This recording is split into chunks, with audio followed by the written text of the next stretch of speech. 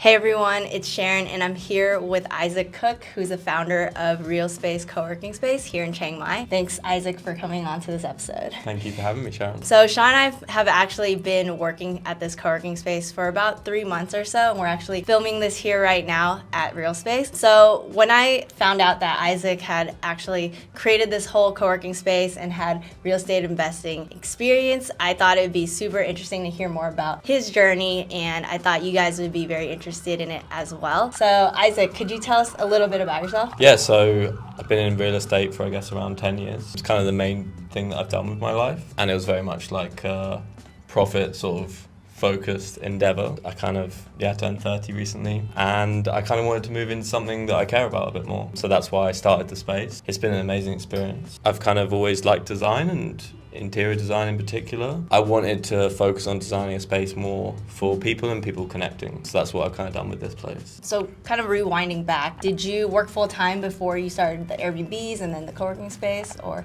did you just go straight into like real estate investing? So I actually never have had a normal job. Oh, interesting. That's awesome. Okay. So I never worked full time for anyone. I went to university, and while I was at university, I started a business with my best friend. That was trading, and we started with relatively no capital, kind of our student loans that we had at university. Okay. And it just grew steadily over the course of a few years while I was at university.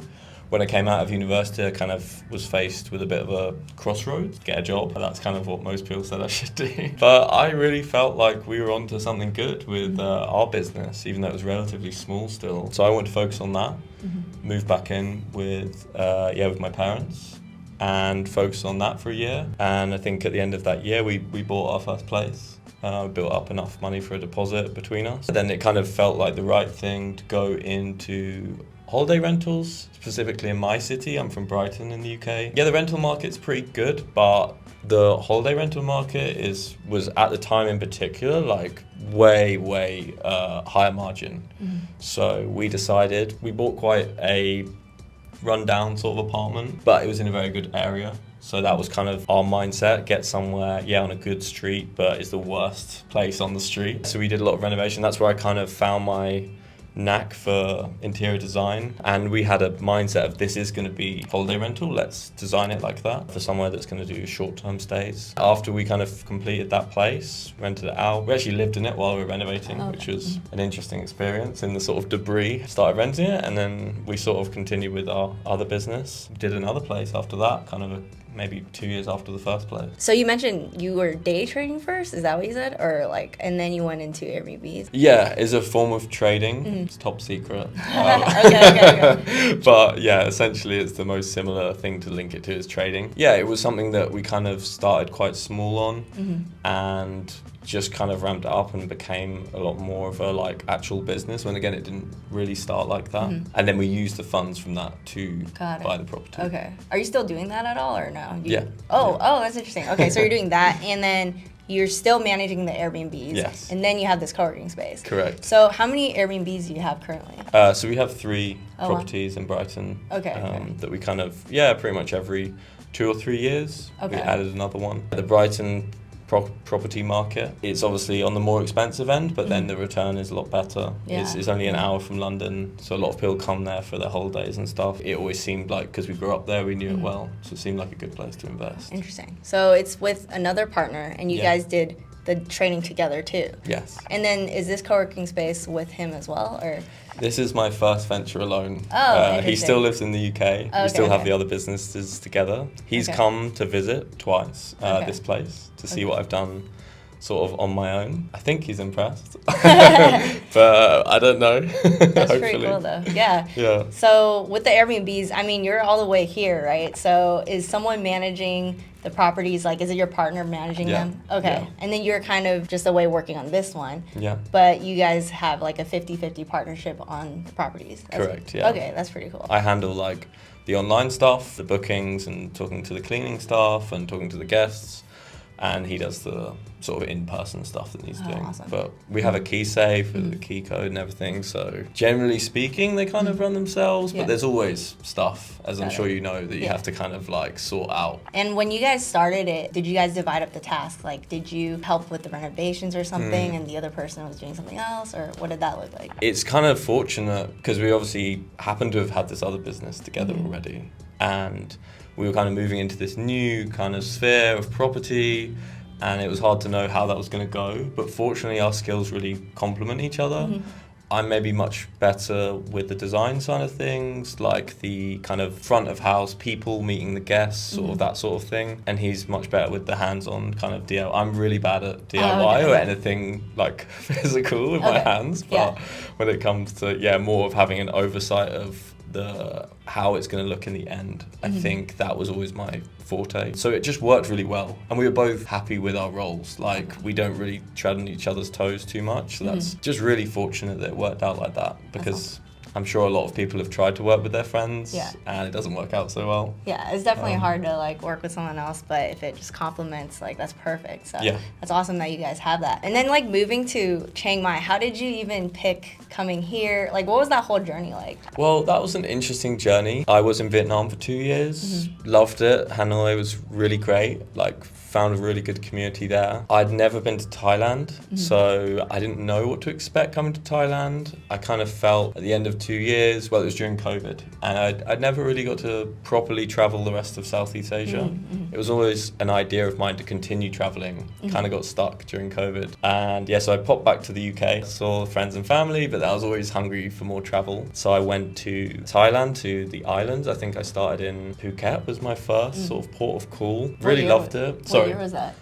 That would have been, I guess, 2023. I guess I started there, sort of January sort of time. Yeah, I loved the islands. Beautiful, amazing beaches. Kind of was always going round with a sort of view to, could I live here? That was always my mindset, not like, oh, I'm just on holiday indefinitely, because for me, community is really important, and like I used to love just traveling indefinitely and dotting around, but these days I'm kind of more like, okay, I want to make genuine connections, sort of more long-term friendships. So when I'm in a place, I'm more like, okay, like, do people actually live here? In the islands in Thailand, it was more, no, they don't. Like, more there are people that do, but the community is much, much smaller there. And so it was always going to be, okay, I'm here for a few weeks, I'm here for a month. So I started sort of working my way up. Thailand, went to Krabi, Hua Hin, still kind of really nice places in their own right, but never felt like, oh, I could definitely live here for the long term. Eventually made it to Chiang Mai without really any expectations on it. I'd heard a few things about it. Yeah, just started to get to know the community here. I'd never considered myself like a digital nomad really, because, you know, my business is more like bricks and mortar type thing. So I was kind of like, oh, okay. I started to get introduced to that whole community that kind of travel between these nomad hotspots. After sort of realizing that, that's what gave me the idea for this place. I was like, oh, okay, these people really need a community sort of hub where they can come and hang out with each other, connect, like network and things like that. And I found that I wasn't sure if like that really truly existed yet. So yeah, that's kind of one of the things that kept me here, was I was like, maybe this is the place where I build this. So how long were you here until you started like taking action on creating this co-working space? Because it's like a huge endeavor, right? Like if you're just coming here as a foreigner and you're like, you know what, I'm gonna start this business. Yeah. It's like there's so much to think about how to even set this up. When did you decide to like actually go for it? I hadn't been here for that long, I'll be honest. Like I really hadn't been here for ages. It was again much more of a experimental thing at the start. I was kind of always thinking at some point I'll do something along these lines. I always thought, it'd be cool if I kind of had a community of people and like felt like I had roots somewhere at some point. But it wasn't necessarily going to be Chiang Mai. It was more of a bit of a whim. Like, to be honest, I'd been here for probably 3 months or something. Not long. Yeah, just because of the type of people I'd met and the sort of encouragement that I got from those people that I've met, where they were like, I need somebody like that. Like, because I was thinking, okay, yeah, that would be good for me, but does everyone else want this too? And I just thought, yeah, like I did it much more low-key at the start. it was like barely even like a co-working space. Yeah. It was more of just like, oh, it's a community place, people can come and hang out and play games, and maybe we'll do some events and things. And the co-working kind of got added later on, because I kind of listened to the feedback of the people who were coming here, and I was like, what do you guys kind of need from a space if you're a nomad? And that was the thing that people obviously suggested a lot, that like, I need to work somewhere during the day. Yeah. And it was kind of empty during the day. So I was like, well, yeah, that makes sense. I need daytime stuff, not just evening events. So then I started adding more and more sort of spaces that would make sense as a co-working space. But yeah, it was a bit of a, maybe I'll just do this decision. Okay.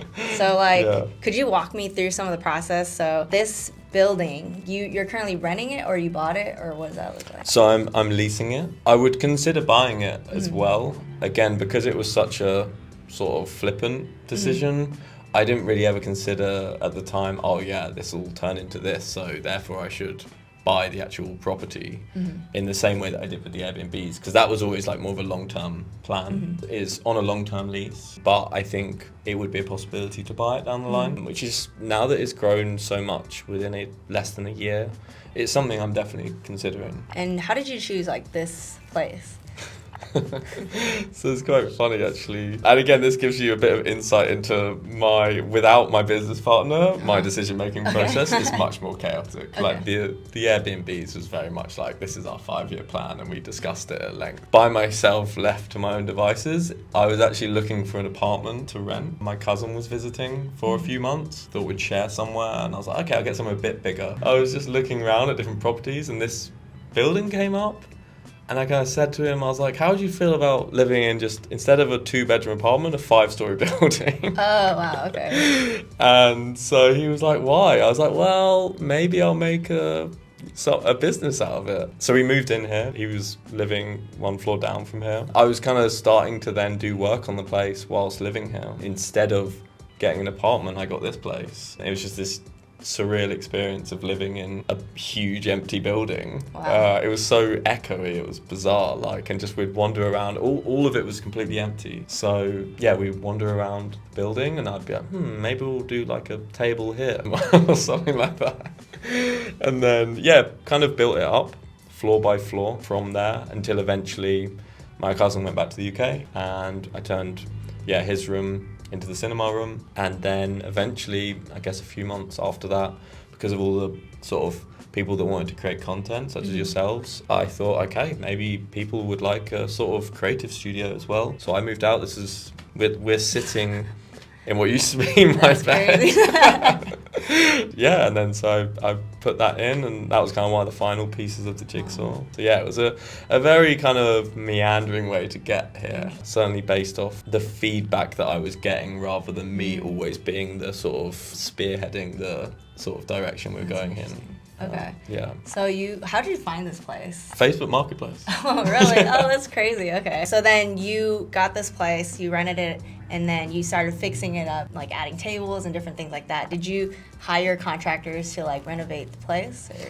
Yeah, with a bit of a mixed experience at the beginning. Obviously, being like a Farang in Thailand, you're obviously opening yourself up to not exactly knowing what's fair, what's not fair at the beginning. That's quite new to, obviously in the UK, I know sort of what's a reasonable price for something here, not necessarily. Yeah. And they were fine. I used some contractors at the beginning, but maybe in terms of like reliability, like if there was an issue with something, they wouldn't necessarily come back to solve it. It's like, we've done our job, so now that's it. But eventually, again, in a strange circumstance, a guy who I wanted to buy some plants from, and he looked around the place. He was like, "Oh, this is a nice place. Like, yeah, like, well, let me know if you need help with anything else." He's like, "I also do like a construction. I've got other people that I work with." Again, from Facebook Marketplace, I bought some plants off him. He was a super nice guy, and he just seemed a lot more genuine than maybe people I'd worked with before. So I kind of was like, had a couple smaller jobs. I was like, "Do you think you could build this for me?" Or find someone that could build it. So he did it, and it was like good job, and he was much more like reliable in terms of communication. And then I pretty much have had a good partnership with him for I guess almost a year now, whereby any jobs I have, him and his partner can do it, or they know someone that can. And he's very reliable, and if there is any issues, he will like get back to the people he used and say, okay, you need to fix this and stuff like that, and very reasonable with pricing and stuff, but I give all the work to him. So it's kind of a good partnership for both of us. Oh, interesting. Okay. Yeah. If you don't mind me asking, like, how much did it cost to fix up the place? Oh, that's a good question. I actually don't know. Okay. Is the honest answer. Okay. I think because it's been like, there was like a base amount, maybe I spent about $20,000 at the start, just doing all the sort of bare bones stuff. And then since then, kind of added more and more and more, which could be probably that again, maybe a bit more than that. But it's kind of been like anything that comes in, I've pretty much reinvested into the place based off feedback and what people need. So it's almost there now, but it's still got little touches I'm still adding. As it's expanded, I've needed to expand with it to have space for everyone. I guess I wouldn't know exactly. I would have to speak to my accountant, who probably will tell me off. So, okay, you set this place up, and like, what was that point where you thought it was ready for people to come, or was it kind of just like a gradual process of hosting events and then like, I don't know, charging for the events, or like, how did it get people coming? I think at the start, I didn't really at all care about like profit or like kind of how much was like the right amount to charge or not. I was kind of like, I just want people to be here. I want to create a vibe. So initially it was just like my friendship group that I'd already made here. I'd get them to come in and just be like, oh, like, do you want to come play some games and hang out and like, you know, give people drinks or whatever I needed to do just to create a bit of a vibe already. This is even before I opened the place. So when I did open, it was like, oh, there's already a bit of a community atmosphere here. Because if people are coming to like a social hub and there's no one there, they probably won't come back. So I kind of realized that was kind of quite crucial, was to build a community feeling at the start. I think then worry about,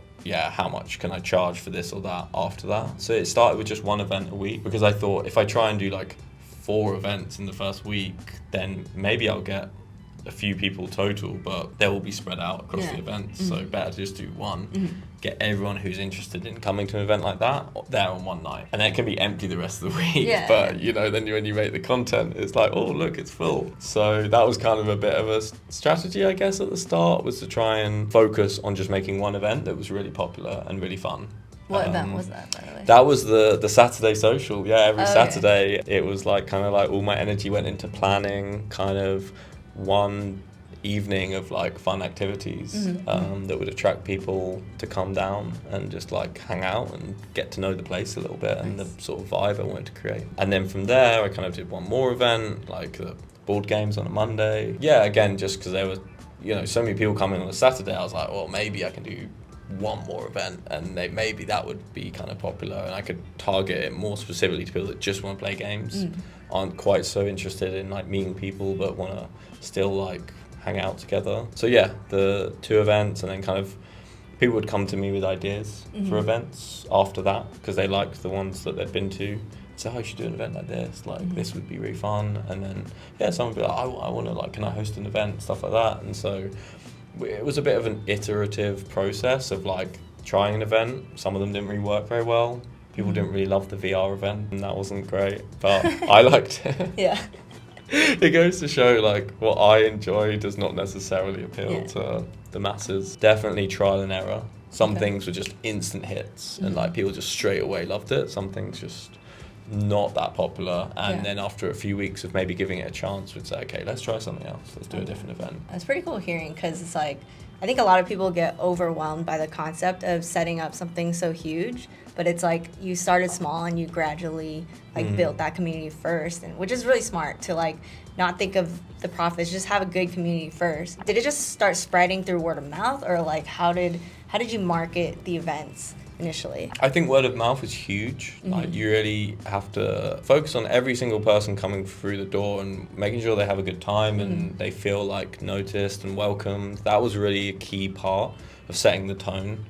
And then what was quite nice was seeing other people kind of reciprocate that. It would be like, oh, when anyone walks in, people say hi to them, like, because that's the norm here. Whereas in some places, obviously, if no one's doing that, it'd be weird if you kind of said hi. You'd be like, why are you speaking to me? So I really wanted to set that as the precedent. It's okay to talk to people. That meant that people would then go out and tell other people, oh, like, if you're looking to meet new people in Chiang Mai and you're here by yourself or you're just traveling for a bit and you want to connect with the community, this is the place to go, because I had a good experience there. So that was really important, especially at the start. And then I would say content, trying to make content that was a bit different to anywhere else to just catch people's attention. Our content was definitely like very irrelevant to the place at the start, like as in it was just trying to be funny and just trying to be like, oh, this is a bit different. We've kind of changed the strategy with content since we've kind of grown a lot, but at the start it was more about just getting our name out there. It doesn't matter what you do, if it's like just a video that people enjoy and then your name's attached at the end. It's kind of like an association with a good time or a funny experience or something unique, and then it's like, oh, and Realspace at the end. Especially since we didn't have that much to do because we were empty, we're like, well, let's just film some stuff then, I guess. And this was like with your group of friends, or was it your cousin that helped you, or like? No, Finley did nothing. Okay. It was more like, me and Pop, like, because we were here setting stuff up, and then we could try and make little films about like what we were doing. So sometimes I'd be like, I've got this idea, like you can film me, and then I'd quickly like edit it for this Saturday, like sort of a concept. And that was kind of the beginnings of it. And people that were kind of part of the initial group here, they were really like sort of supportive of me, and they were like, like if there's any way we can help. And I was like, okay, like can you be in this video? Okay. That was kind of how we ended up being able to create this vibe, even though it hadn't even opened yet. Okay. Did you advertise on like meetups at all, or any other website, or? I guess WhatsApp groups. They're obviously super popular in Chiang Mai. So just posting in those, being like, hey guys, like come down this week, we're gonna do this event. Quite a lot of people found it through that. And Facebook's super popular in Thailand, so just posting on different Facebook groups, like trying to create like an interesting graphic and maybe attach the video too, and being like, oh, like what's this place, like just to catch people's eye essentially. Okay, so then when did it become like Realspace? What do you mean? Just like become an actual like co-working space where I see. The actual business. Did you have to like incorporate the business, like all that stuff? You know what I mean? I guess that technically happened at the start. Like it was called that. Like when they asked me to come up with a name to write on the paper to register the business, I called it that. But I don't know when I could say it really became like a legit real business. Even when we were like technically open for business, it was still so chaotic, and like a lot of it was unfinished. I was delaying opening, and people were like, when are you gonna open? My friends like, you should like do an opening soon. I was like, no, like, because I really wanted the opening to go well. I was really nervous, and I was like, no, I want it to like start with a splash, like kind of thing. So I delayed that for a while, even though technically I was like able to open. I had all the papers in place and everything to start having customers, but for me, I wanted to do it like to do it right, the way I wanted it to be by the time I opened, because I feel like, and I've heard about with other places where if they didn't start strong, if you don't kind of start with like an upward swing, very quickly it can go the opposite way, because like if someone comes and there's no one there and it's meant to be the place to meet people, they probably won't come back again, and then you lose that person, and then the next week it's even quieter. So it's sort of upward spirals or downward spirals. So I was like, we need to start really strong, and that was really important for me. When you say like start really strong, did you have like a hard launch, or like how did that look?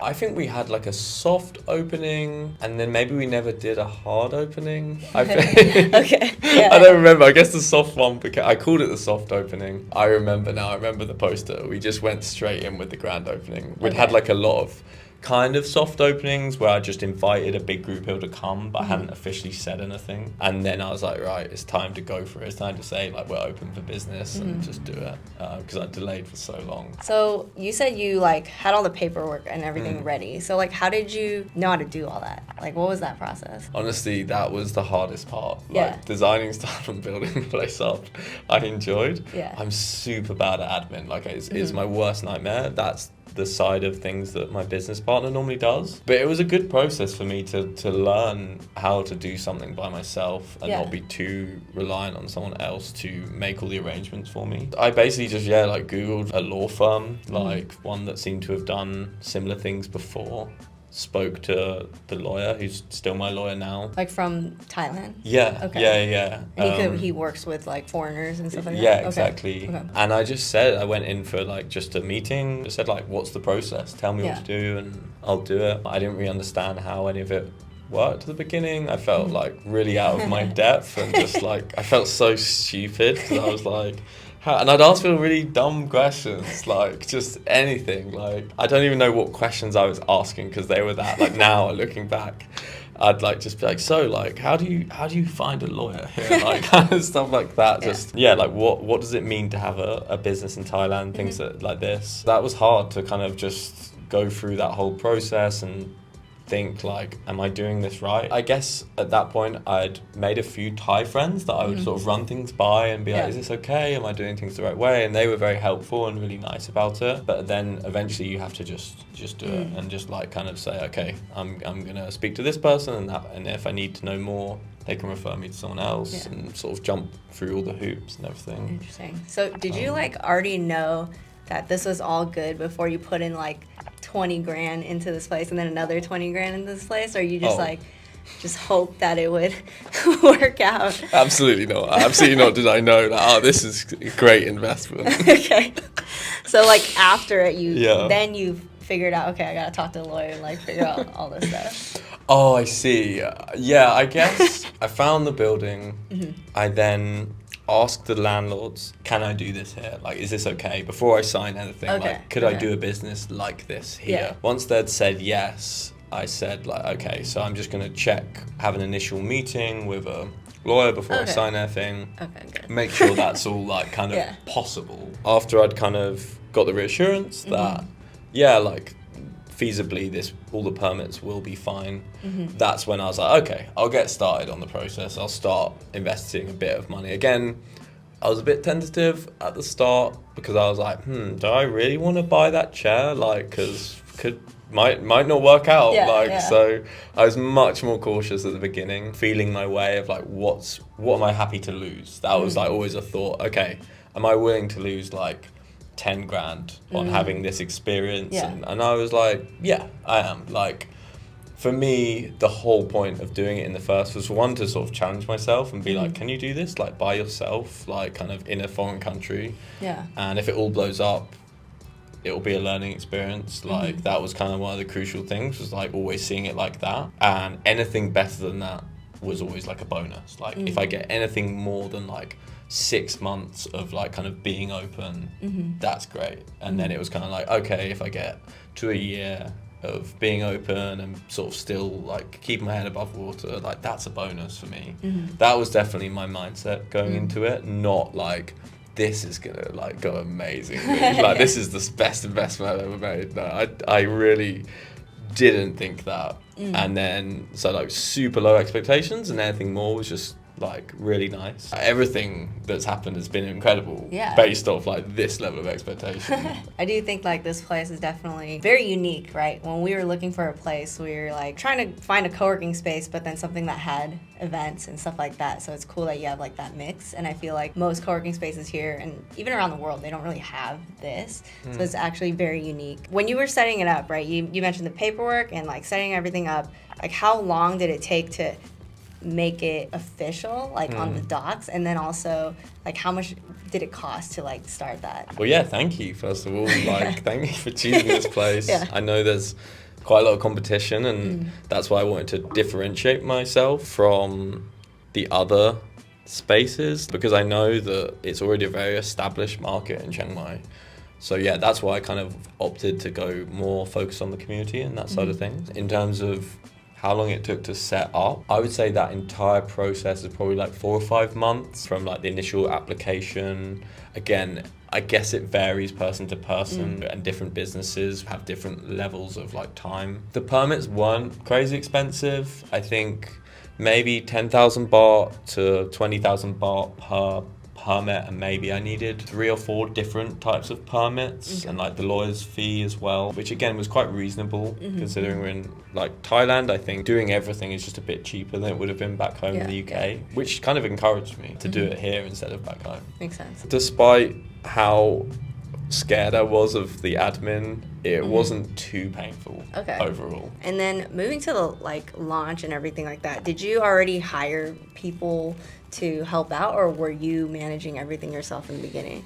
Just one person, just one employee, me and Pop. We were kind of in it together from the start in terms of like setting everything up. How did you meet her? Playing badminton. Oh, really? Okay. Me and her partner John played badminton together. She was looking for work, and we all kind of got to know each other for a while. So I wanted someone who was Thai and that I trusted and got on well with. Again, it was all very like, let's see how it goes. Like, we don't know if this is going to turn into anything, but let's just start out setting stuff up, organizing things. It was helpful to have a Thai speaker to make some arrangements. That was kind of it for a long time, and that was quite stressful. We were both stretched. She did an amazing job, like, because like it was lots of things she'd never done before, and she really like rose to it. So I'm super grateful to her for like how she kind of handled being thrown into this environment. That was so fortunate for like my first employee to be so good, and I'm sure a lot of people haven't had that experience with employees in general. Like, you kind of, a lot of people, it's trial and error. I think some people work well with you, some people don't. I just got very lucky, I guess. I don't know. So that's kind of been the case since we started. Were you already like hosting events first and like kind of making some money from that funded being able to like hire a person, or did you not have any income coming in yet before you hired her? We didn't have any income at all. Okay. Yeah, because I knew I needed at least one other person. Yeah, true. At the start. So as in, we hadn't really even launched when she started working, when we were just still setting stuff up, but I needed help to kind of arrange everything and to like start making some promo videos, so she helped me with that too. So that was maybe even a month maybe longer before we actually opened, that we were kind of like working together. Could you tell like more about the sequence of events of like the pricing on the co-working space, like when you set that, when did people start coming in with that, and then when you set up the website, all these different things, like what was the whole process like? We started out like very, very cheap, like 1,200 baht a month, which is kind of like so low and, you know, comparative to all the other places. But again, I wasn't really thinking about the profit. I just wanted people to join. Like, I was just like, I'll make it so low that like it kind of can be a sort of flippant decision to join. So people are there for one night, and at that point the event was like 250, but you can have a whole month for 1,200. So I just wanted people to get that sort of feeling of like, oh, I'm a member here and I can come all the time now, and I can come to all the events for free. So is membership for the events first, not for like working here, or did you already have that? Oh, So it was for the events. I did have some space that people could work, but no one used it because it was just that table downstairs. So it was marketed not as a co-working space, it was marketed as a social event place kind of thing. Essentially it's more like somewhere you could come and hang out, play games. We had like, you know, different activities and stuff, and I guess you could work here. It was the kind of vibe. I realized like that's not very sustainable, because people are probably only going to come in the evenings to capitalize on, you know, being open from 9 a.m. till midnight. You want to have some stuff from 9 a.m. till like 7 p.m. or you're kind of wasting the time. That's when the co-working became more and more important. How did building the membership go? Like, how many people has it grown to now, and like what do you think brought it to where it's at now? It's a good question. I guess it's like lots of small things like adding up together to kind of grow. It's hard for me to like put my finger on exactly what it was. I think listening to the people that were here, all the people that had left, that was really crucial. Like listening to my friends who I like trusted their opinions, that maybe they worked at other co-working spaces, and they were like, I wouldn't work there. And I was like, okay, like, I understand. I didn't want to take anything too personally, because, you know, that doesn't help me in any way to get offended. I'd rather just listen to their feedback and say, okay, like, that's understandable. Why wouldn't you work here? And they'd be like, okay, you need this, or you don't have this, or I always like this when I'm working. I'd be like, okay, can I do that? And if it was like, yeah, I can do that, let me add this. And then be like, now can you work here? And they're like, no, still no. I'm joking. Yeah, so knowing the community and understanding what people want from a space was really, really crucial in terms of like growth. Having like something that's different to other places as well. So it's like, you can't replicate this at a different place. So like having a whole room just dedicated to hang out and watching films and playing games. Like, yeah, no other co-working space. Maybe someone has something similar, but like that level of like, oh, there's more to this place than you would get elsewhere, combined with like a vibe. I think that was another thing that helped us grow, was people like, oh, I can't get this vibe elsewhere. It's quiet there. I want to get to know the people I work with. Was a lot of it from like online presence, or was it from kind of word of mouth, do you think? If I had to take a guess, I would say it was more word of mouth. Okay. I'd say when I asked people, oh, how did you find out about this place? I would say more people said my friend or this other person I spoke to recommended it, than they were like, oh, I saw you on Instagram or I saw you on Facebook. Some people would say that, but I would say much more say, oh, my friend told me about this place. When exactly did you launch? And then till now, like, how many members is it at now? We launched in March 2024. We're on around 45 members now. This month has been quite a lot of movement because a lot of people leave Chiang Mai, obviously, for the burning season, but a lot of people join simultaneously for kind of like the last month. Okay. So there's a bit of a transitional phase. It is definitely this month the most members we've ever had. Like, it's definitely been our top month by far. I think that's a combination of just the reputation growing, as well as high season being sort of this time of year, being kind of open for longer and being referred to more, and maybe the improvements we've made in the space since being open. I'm imagining there'll probably be fewer members next month, despite this being our kind of peak because of the burning season. In terms of like revenue, like is a lot of it from the monthly memberships, or is more of it from the events? Because I know you charge like a certain amount for the events as well. You also sell like refreshments and things like that. So I guess could you break down like which one is like higher? What are people coming for? Having looked at the sort of figures, I would say it's pretty equal. Like, I would say like the events and drink sales probably account for about half. Okay. And the memberships account for about half. I'd say this month is probably the first month that the memberships have accounted for more. I think before it was always events and drink sales, which I think is kind of reflective of the way the place has grown and evolved over time. Like, now it's seen as a co-working space which has events and is social and has a community, whereas before it was very much a place where you could come for events and socializing, and it happens to have co-working. So I think the mindset has changed and the numbers have kind of reflected that. Okay. Do you have more employees now, or is it just you and Pop right now?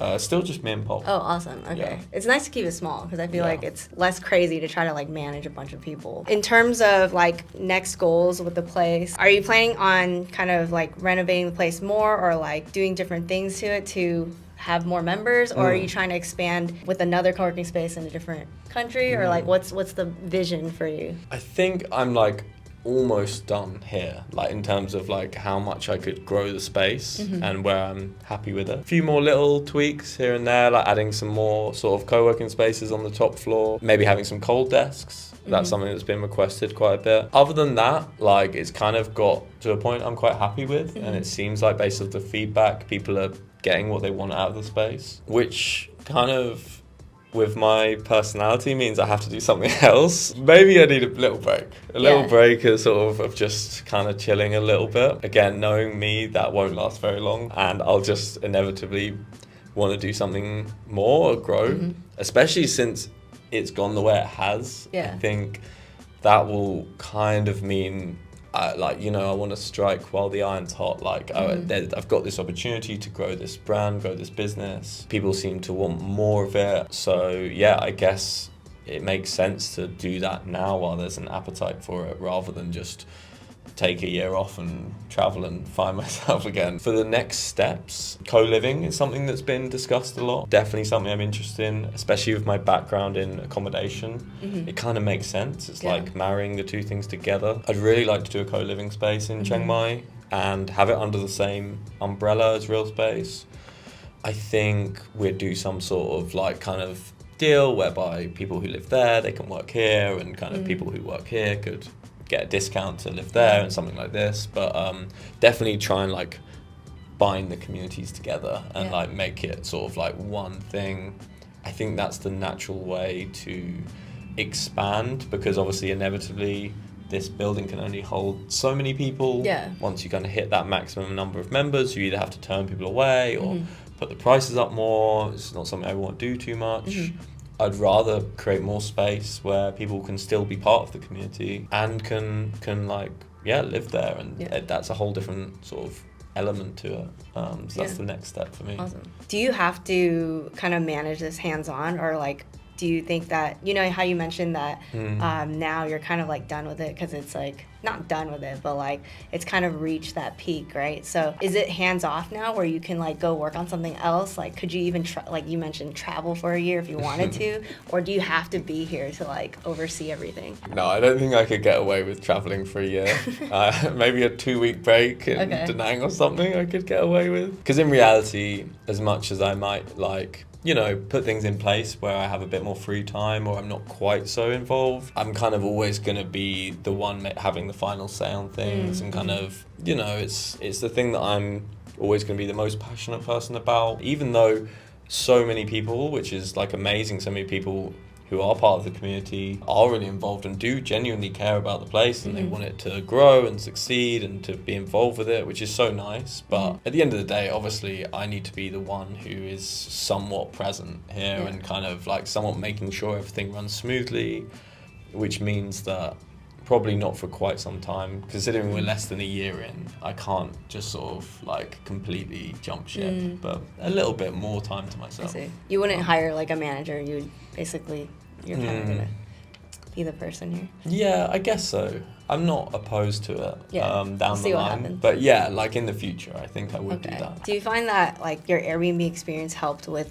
this whole experience, building this and everything like that? I guess in a very superficial sense, yes. Like as in understanding, designing spaces for a purpose for people to use, and knowing that as someone who's obviously used Airbnbs a lot, I'm like, okay, if I was in an Airbnb, what would I want? And like designing it with that in mind. And then the same thing, like if I was kind of looking for a community or a place to work, what would I use? That mindset and like using it first, then kind of building it. But I wouldn't say that like, other than sort of having a bit of a sense of design, that they really translate at all. Interesting. Like community is like so different, and I've learned that along the way more by doing it than the Airbnb sort of stuff That ever makes sense. showed me. Yeah, it does require a very different skill set, I feel like, to build a community and everything like that. Well, it's really awesome, like seeing what you've built, and in a short time, honestly. Like I thought you created this like a long time ago or something like that, but it just started, you know, last year. It's like pretty amazing. So congrats to everything you've done. Where can people find Realspace, and like how can they look it up? Well, yeah, thank you again. First of all, like that's really nice of you to say. I didn't think it would go like this. Trying to even be humble about it, I just predicted failure. And I was okay with that. But yeah, no, I appreciate it that people have got something out of it, and yeah, that they've seen the growth, and it's been an experience for me. And yeah, people, they can find us on Instagram or Facebook. We have a website. What's the handle for everyone watching, everyone watching here? So we got Realspace CM is our Instagram. Realspacecm.com is our website. We have a Facebook page, Realspace Chiang Mai is on Google. It's always nice when people just walk in the door and have a look around and see for themselves if they like the vibe. Awesome. Well, thanks, Isaac, for joining this episode today. I hope you guys enjoyed this episode, and if you guys are ever in Chiang Mai, make sure to check out Realspace.